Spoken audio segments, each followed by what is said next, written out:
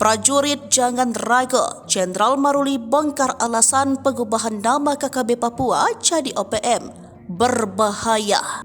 Penggunaan istilah Organisasi Papua Merdeka oleh TNI kembali ditegaskan Kepala Staf TNI AD Jenderal TNI Maruli Simanjuntak. Menurutnya, penggunaan kembali istilah OPM untuk kelompok bersenjata di Papua. Penggunaan istilah itu agar para prajurit TNI tidak ragu lagi mengambil tindakan tegas apabila mendapat anggota OPM bersenjata dan dianggap berbahaya. Jadi yang tadi saya sampaikan, prajurit TNI tidak ragu kita dalam langkah, kata Maruli dikutip dari Tribun Papua. Maruli pun kemudian memberikan contoh kasus. Misalnya dalam contoh sederhana, kalau kita melihat senjata, apakah kita harus membiarkan dulu kita laporkan karena itu ada pelanggaran undang-undang? Kalau dianggap sebagai OPM dia bersenjata berbahaya, nanti kita menindaklanjuti, sambungnya.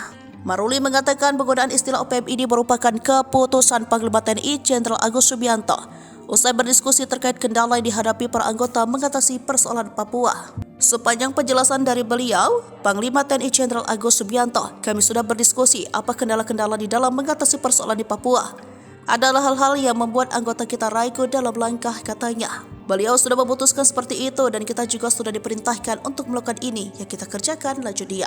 Sebelumnya diberitakan Panglima TNI Jenderal Agus Subianto menegaskan TNI akan menyebut KKB sebagai OPM karena dari mereka sendiri menambahkan dari TPNPB. Sehingga sama dengan OPM, kata Agus di Menteng, Jakarta Pusat, Rabu 10 April 2024. Ia mengatakan OPM sudah melakukan teror dan pembunuhan terhadap masyarakat serta anggota TNI Polri. Para anggota OPM juga melakukan hal yang tidak sepatutnya kepada guru tenaga kerja kesehatan.